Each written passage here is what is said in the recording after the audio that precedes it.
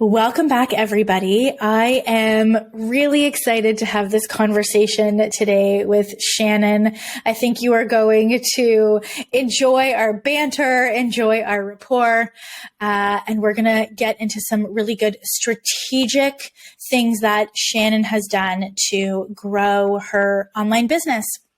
She is a holistic nutrition consultant. She's a CEO and a mother of two.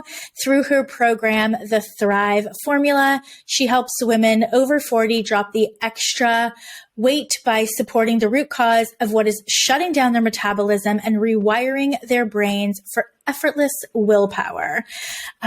So welcome to the podcast. Thank you. I'm so excited to be here.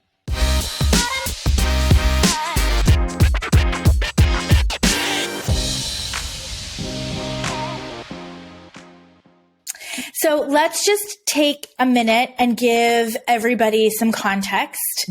Tell us a little bit more about what you do, how long you've been doing it, and then we will dive in. Yeah. So, I've been a holistic nutrition consultant since 2009, but really, did the part-time on the side, if you can even call it part-time hobby thing for years. And it wasn't until 2020 really that I made the changes in my business, in my life required to make it my full-time business, and things really took off. Which is wild to me. So when did you create your online program? So, the first version, because there's been some iterations and some updates along the way, but the first version of my program, I think I created in 2000, maybe beginning of 2019 or end of 2018. It looks wildly different now for sure. And it was really just like the basics. Everything was emailed out to the clients. There was no systems in place. I have probably 10 to 20 clients a year when I did that. But the program kind of as it is now, and there's been some upgrades since then too, but the way it looks now, we launched it in 2020 of March. Yeah, exactly. Tell me what the biggest differences are. From the first iteration to now? Oh my goodness. All the systems really, now we have a membership site, so it's much more streamlined. There's a whole process and container for creating leads, generating leads, nurturing those leads, and then turning those leads into clients that are in our world for 3 months, 6 months. Some of them have stayed for like a year and a half of just wanting to continue to get support. So before it was really just me hoping and praying that someone would arrive at my door and ask me to help them. And so that is probably the biggest difference. We have Facebook ad systems, we've got webinars, we've got like a very specific rinse and repeat process that I really now at this point never even have to think about or worry about having a month in the red, because I know if we do X, Y, Z and it's really rinse and repeat, so there's no challenge in doing that, we will be in the green each month. Yeah. And one of the reasons that I wanted to have Shannon come on was because I really wanted to sort of pull back the curtain. I think we see a lot of the times, hit 6 figures, hit multiple 6 figures, and all we really see is what's posted on social media, right? And so we see, the Instagram posts and we think, okay, well, if I just post, 3 times a week, bam, 6 figures. And I want to pull back the curtain and really explain and go through sort of the different systems and campaigns that are in place, because all of the clients that we've worked with in the past, that we work with now, They all have the same systems in place. And what that should tell you is that they're proven to work, and that also, you know, if hundreds of people are doing it, then A, you can do it too, and B, we've all learned it.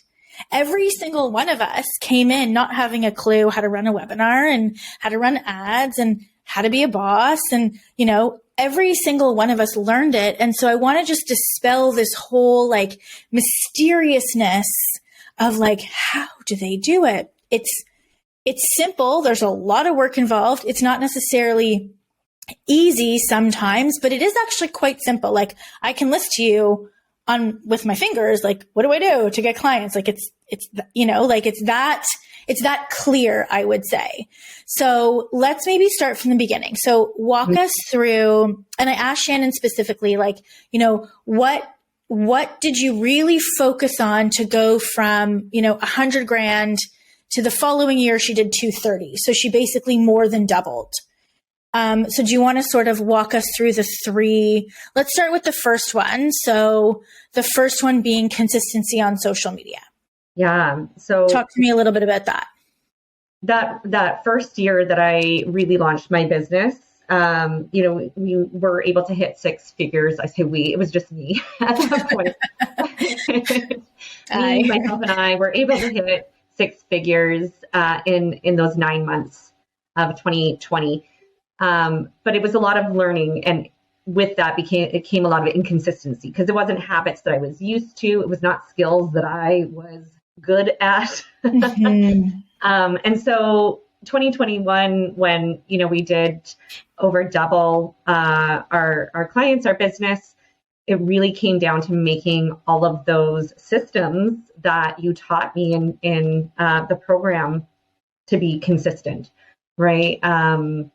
Posting on social media, you know, 3 times or more a week was something that I was really like, I'd do really good at that first year for 2-3 weeks maybe. And then I would fall off the face of the earth for a couple of weeks and be dealing with, you know, something over here. I'd come back. And so that consistency was really huge.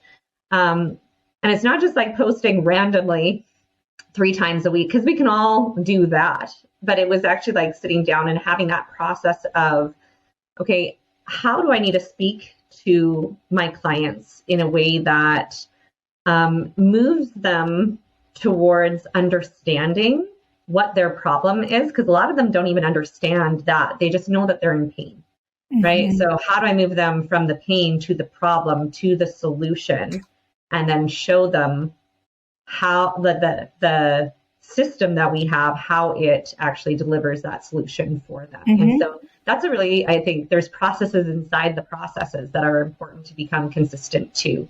Yeah.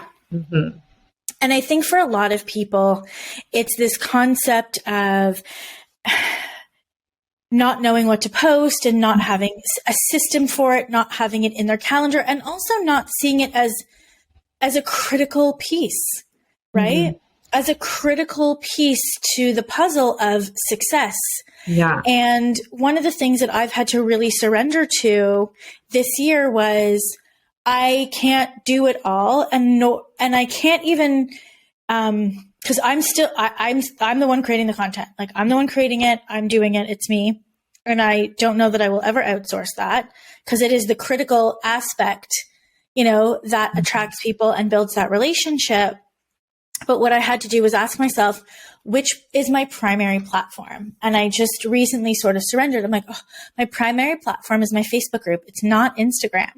Yeah. As much as I would like it to be Instagram, it's not. My primary platform is my Facebook group. And so when I'm creating content, I'm creating it for my Facebook group, and then I will sort of repurpose it elsewhere. But that's the reality, is that like my 2 primary platforms are my email list and my Facebook group. What would you say your primary platform is? Oh, it's also Facebook for sure. Absolutely. And I think especially when you're starting out too, it's important to just focus on getting really good at the one, right? Doesn't mean you can't post on the other things too, but like focus your energy on getting really good at the one thing. If your people are on Facebook, then get really good at the Facebook stuff, right? And then the rest can come down the road. But yeah, my people are definitely on Facebook. And yeah, my email list, that I think, was a bigger learning curve for me in terms of the consistency with my email group, but also, learning how to create emails that are opened, that are speaking to people on that platform, and that it's different than the way you create content for a platform like Facebook. And I think, even in this last year, we've seen such a huge shift in our open rates from, what was like 12% to 30%. And it was such like a drastic change that I think it really showed me the power of that tool, and that it's not necessarily like, where are you getting the most return in that moment, but like what potentially has the most return for you as well, because it's all just learning these skills and getting better. And getting better. And I think too, one of the things that I want to always sort of point out is taking this seriously. I think for a lot of people who desire to get to where you are, they're creating content when they have time. They're creating content as a last resort. They're creating content. It's overwhelming. And, we've all, like, when I say we, like Shannon and other clients, we've had so many conversations about scheduling and time management and like, how do we organize it? And content is always on the table. Like, we've never been like, oh, let's outsource that. Like, I just want to be very clear. I have never recommended somebody to outsource their content ever. I'd be like, no, you need to figure out how to write. You need to figure out how to do it. You need to find a platform that works for you, because if you outsource your marketing, like, you're going to lose the ability to connect with your audience for sure. Well, I think that's true too most of the skills we need to learn. Like, if you don't know how to do these things properly, all these aspects of your business, if you don't know how to do those properly, how then can you evaluate the outsourced person's ability to do it, right? I had that experience before working with you of outsourcing my Facebook ads. I had no idea how to tell if the conversions that they were getting were good or not. And if they weren't good, which they were not, I had no idea how then to communicate that to them of what needed to change, like what the problem with that was. And so, before you can hand it off to someone else, no matter what the skill is, you need to be an expert in that as well. Yes. Otherwise, how are you ever going to train, communicate, manage that person? What does your content schedule look like now? So do you have certain days of the week where you create it? Like, can you walk us through what that looks like? Yeah, I have a dialed in calendar for sure. There's a lot of time blocking. And I've just discovered that I need introverted and extroverted days. I am outgoing, but I am really, like, my energy is drained from being on all the time and just even having meetings with my team. And so, and with clients. And so I do, Mondays and Tuesdays are my extroverted days after, a weekend where I just kind of got to relax or just live my life. That's what I find works best for me. And then Wednesday, Thursday, Friday are more introverted, where I'm, writing content. I'm, approving. I'm someone that does help me repurpose content. And so then I review what she brings to me. I work on, content for our clients and any changes to the program. I work on our clients' assessments and things like that. Just more creative stuff that I get to use that side of my brain for, rather than being on. Yeah. And I remember too, somebody asked me this not too long ago.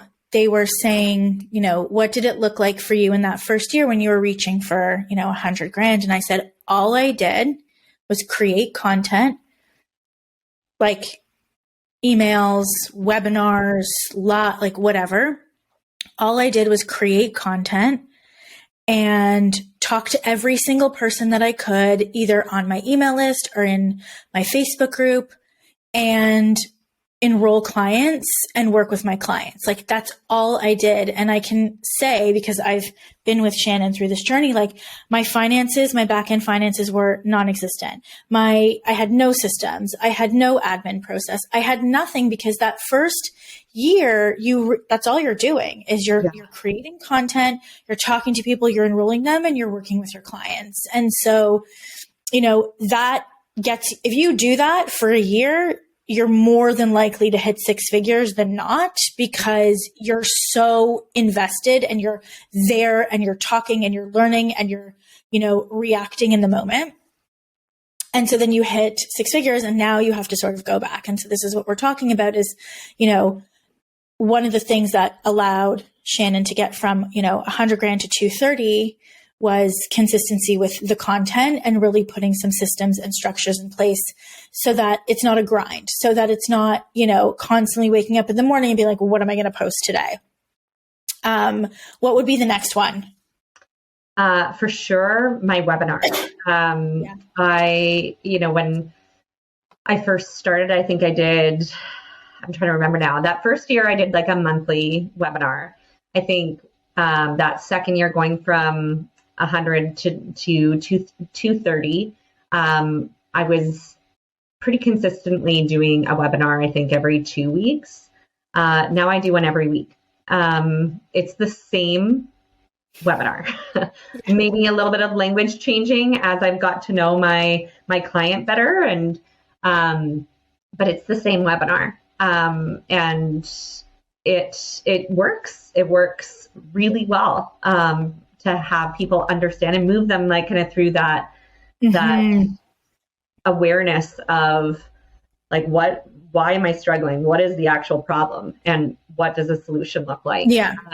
And it really nurtures them through that process really quickly. And I find that ability for them to interact with me, see my face, see that I'm a real person, see me drop F-bombs, it moves them through that process of know, like, and trust so much quicker. And so I have made that a priority to do a webinar every week, unless it falls on a stat. But other than that, it's every week.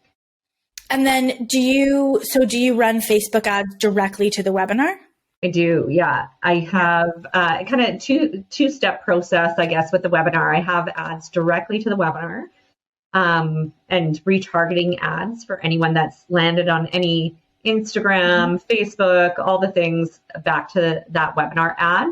And we run a lead magnet ad. And on the thank you page for that lead magnet ad, we have an invitation to join the webinar as well. Yeah. And then, of course, the email list that they then join from joining the lead magnet has also I think it's a 3 email sequence of inviting them to the webinar as well. Obviously with value packed emails in that, so that there's value regardless of whether or not they actually join the webinar.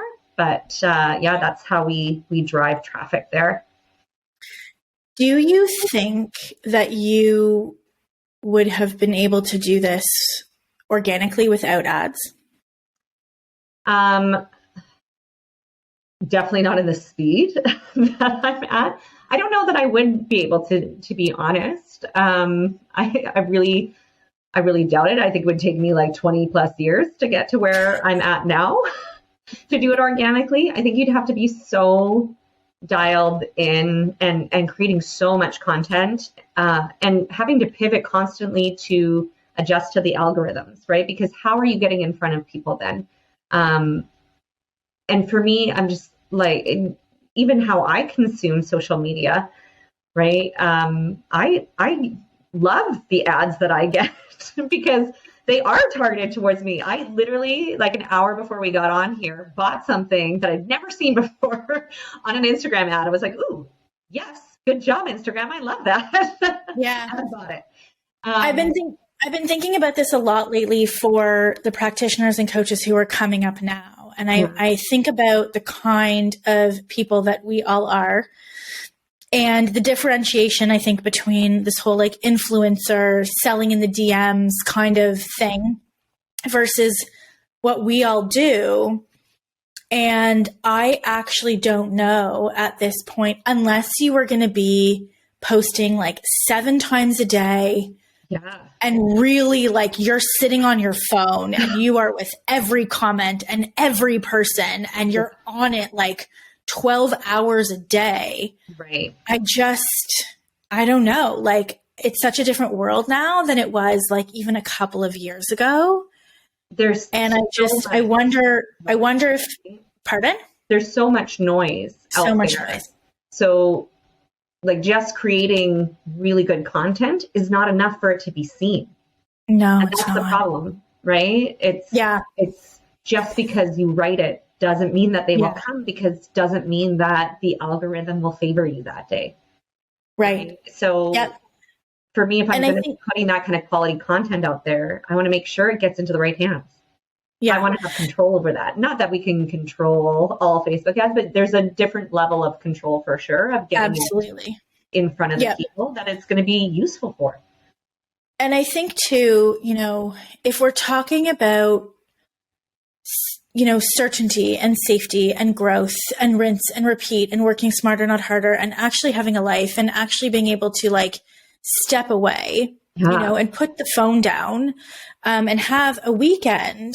I think the thing that I want to get across the most is that there needs to be these repeatable systems, you know, repeatable ways to educate and empower clients or prospects and get them to enroll versus, you know, hoping that, again, your social media content, you know, gets them to DM you or what, you know, they see the link or they go to the link in bio or whatever the case may be. That never actually felt safe to me. And I had no sort of desire to run like I can Insta story or not Insta story, and it doesn't change anything for me. Yeah. Yeah.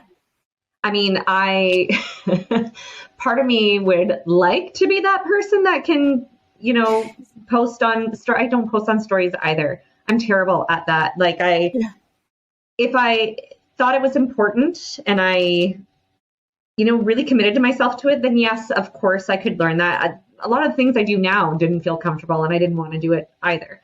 And now it's like washing my hands. It doesn't matter. But I've been able to create a business to the level I have and help the amount of people I've been able to help without having to do that. And that's so goal, for me, it's my goal is less. And I see colleagues of mine, you know, on the hustle bus and like pushing to 7 figures, 8 figures, and that's awesome for them. But for me, you know, I had a lot of, I think, just reflection this year of what do I actually want this to look like for me? What do I actually want my business to feel like now that I'm in a place where it is rinse and repeat and reliable things that I do all the time? Yes, I want growth, but I would like slower growth in favor of more time, more fun, more calm in my business. 100%. And so that's really, I think, a powerful thing, because before you hit that, you know, 6-figure or like $200,000 mark, there is a lot of hustle. There's a lot of juggle, and there's a lot of getting those systems in place. But the systems, I think, free you so much from the grind. If you're in the grind and if you're having to post like 7 different pieces of content to avoid doing Facebook ads, like I cannot imagine. I would die. But that I would burn out in less than a year for sure. 100%. I've never. Yeah. And I think that I so appreciate you saying that, because, you know, that's what the systems allow you to do. And so, you know, having a system, a process for constantly creating the right content for your audience that does what it needs to do having specific, very rinse and repeat proven ways to get people into your enrollment process. So in Shannon's case, the webinar, same in my case. Like I did the same webinar every Thursday at 1 p.m. for 2 years. And I was on it once. Yeah. Right. Yeah, exactly. And so like there was times where I did that webinar and it was like, I was half asleep, like it's so rinse and repeat in your body. And that wasn't all the time, but everybody has, an off day or whatever. Yeah. And now that webinar is evergreen and now I don't even have to do it anymore. Right. Yeah. And now we send traffic to that and I don't have to do it. And so I think the other thing too, which is really important, before we get into the third one, is instead of making the goal like the money, which I've been thinking a lot about, right? Make the goal to have the systems that are scalable. Because if you have the systems that are scalable, the money is inevitable. Yeah. Like it's a sure thing. Everybody wants like a sure thing. Go create a webinar that works. That's a sure thing. Right. Yeah. And be willing to fail at it, because I think there's this expectation that I'm going to create a webinar and I'm going to put it out to the universe and I'm going to do it 3 times and it's going to work. Yeah. Right. I think some people even think that the first time is going to work. And, I think really being committed to the failure, right? Of like learning from each one. When I was doing sales calls, this was I like most people did not want to do them and didn't want to do consults. I wanted people to just like naturally come in and hand me their money and ask me to help them.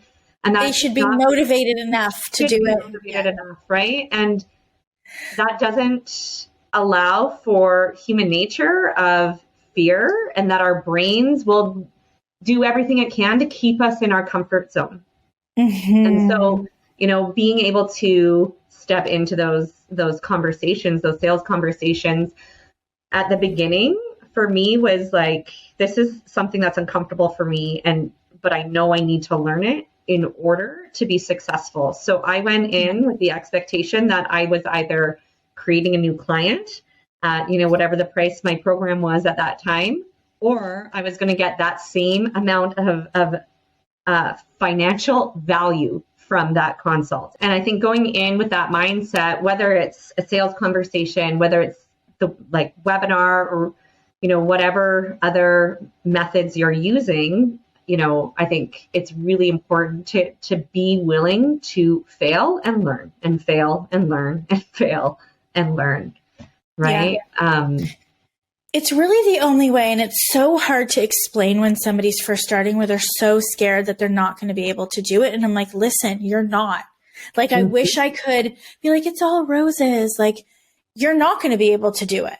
You're not going to be able to kill it on your first webinar. You're not going to be able to kill it on your first Facebook Live. You're not going to be able to like crush it for a while. Yeah. You're just not, because it's new and you've never done this before. And so if you go in with that mindset of like, I'm just going to do this to get better, you'll have such an I wish somebody said that to me. Like, I wish somebody was like, listen, you're going to suck for a real long time. Like, it's going to be really hard for a really long time. And then one day you're going to wake up and you're going to be like, holy shit, is this my life? Yeah. Like, is this actually my life? And then you're like, wow, I'm so glad I did all of that sucky stuff.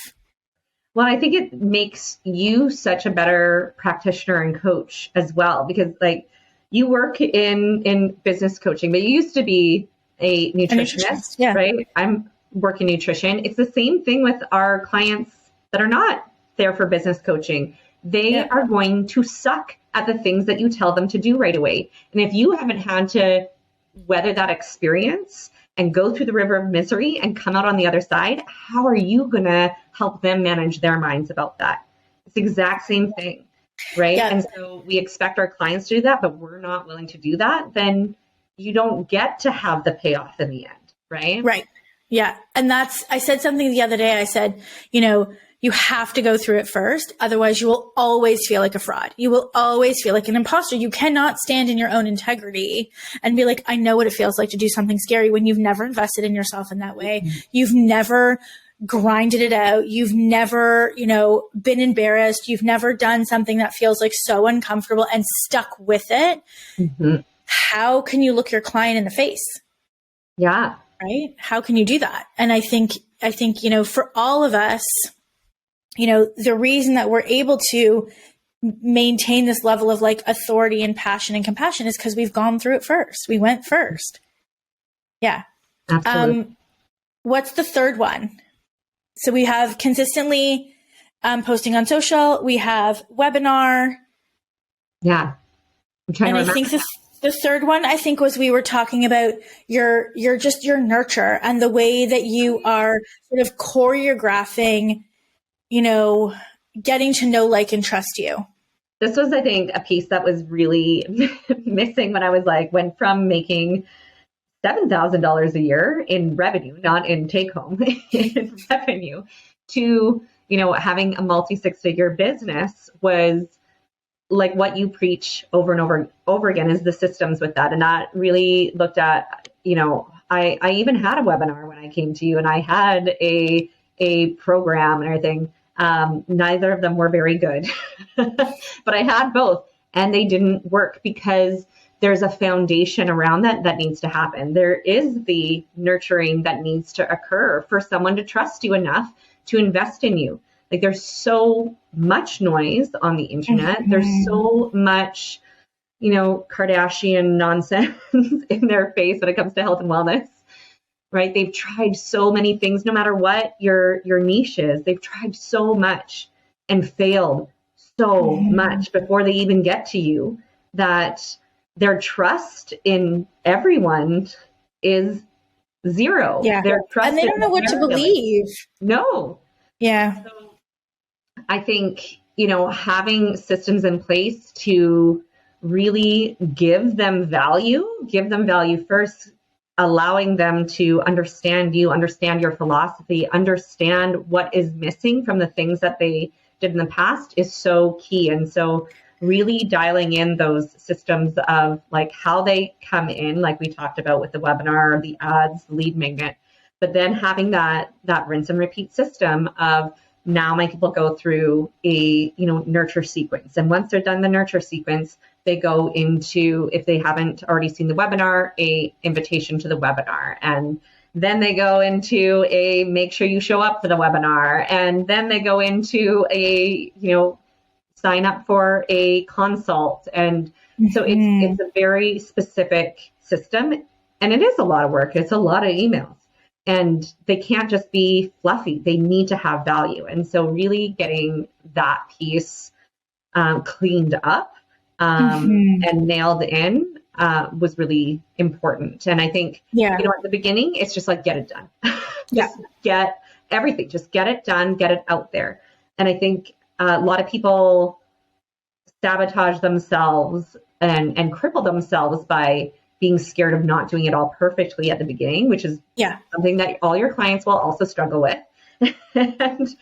and really at the beginning, it's like, just get it down, because then once it's rinse and repeat, then you have the space to go back and perfect things along the way. And you'll have to go back and change things as your system even shifts and changes, and as your ICA and niche shifts and changes, and how you start to understand them better, and your message just gets more and more dialed in and reaches the right people, and in a way that they can hear it. And I think that was really key. What do you think the biggest needle mover was for you to go from, so what your last year's revenue was 230, and before we got on this call, you said your this year's revenue is what? 400. Yeah. So what do you, is it, because then people are like, oh, I'll just increase my Facebook ads. And I know we don't have so much time, but if you could maybe just sort of quickly, if you said this was, yes, it's obviously more, people coming in, but what do you think was the biggest needle mover for more, doubling again? Yeah. So what's really funny is our Facebook ads haven't increased this year. From 230K to 400K, we didn't increase our ad spend. Interesting. That's not going to be the case for everyone, for sure. But I think for me, the last year has really been focusing on the messaging and who am I speaking to. I think, at the beginning, and it's a mindset shift, I think, that happens as you create belief in yourself and belief in your system and belief in your clients and belief in your processes. But I think at the beginning, whether we should or not, there's a lot of just like, I'll take anyone. Anyone that wants to work with me, I'll take 100%. Like, this is my niche, but if you don't quite fit into that, come on in. I say no to a lot of people now. We say no, like, this isn't going to be for you. Right. But now my message is not trying to grab everyone that could be in this kind of pool of people. I speak to my best clients, not even my ICA anymore. I speak to my best clients. Like, who's that person? Not who's the person I need to convince. Who's the person that is ready and wants to work with me, and, exactly the person that not only needs my system, but that I enjoy working with. Yes. And that, I think, has been a real shift. Yeah. So that was a big shift for sure. And just creating more rinse and repeat systems. So now we do a 5-day boot camp every 2 months as well. That is, does the same as the webinar, but it's just like more content, spoken in a different way, delivered in a different way, and really kind of catches those slow buyers, those people that need more nurturing, more love, more attention before they're ready to commit. Yeah. And it's, and it's true. And it's like what Shannon is saying, and I've seen this in my business. I've seen this in, all of my clients' businesses. Once you understand how to educate and how to empower them to your best ideal clients, you then just find other multimedia ways of delivering the same message. Yeah. So, and that makes it really easy, right? It makes it really simple because you feel super confident in what you're saying. You just have to find, you have the webinar, you have the 5-day boot camp, you have a workshop series, you have this, it's all the same. Yeah. You're not sitting there being like, what do I say? You know exactly what to say. Totally. And it's like coming to terms with the fact that your job is to repeat yourself over and over again. Yeah. Because even now at this place in my business, and I know you had shared the Facebook Live that you did on your podcast the other day with Katie and Kelsey, who are good friends of mine, and we call ourselves the Biz Besties. There's a couple other in that crew as well, and we have to talk each other off the ledge still, like on the weekly of like, I don't know, like what new stuff to put out there. I don't know what to say. And then all of us like tough love each other and like say the same thing you said yesterday. Yeah, I just did that with a client. She was saying, and I'll have to wrap it up, but she was saying, she has these 12 objection-based posts and, what should I do to create content? I'm like, here's what you do. You change the image and you change the headline and you use the same post, because if they work last time, they're going to work again. And why are we making life harder on ourselves? Absolutely. And so thank you for sharing, because I think that for so many people, all they see is content, and it's a deterrent. And like, we're here to tell you, like, that's not it. That's not it. It's not it. That's like smoke and mirrors. Like it's not it. Right. And once you build up a bank of content, you just repeat that. So thank you for this conversation. Thank you for sharing, the systems and just some of the mindsets and the transitions that you went through. Where can people go and scope out your work? They could go to Instagram, go to handle is @Thrive from the inside. That's probably the easiest way, so I don't have to give you URLs. Yes. You can find everything there. Amazing. Well, thank you everybody for listening. I hope this was helpful, and we will talk soon. Bye.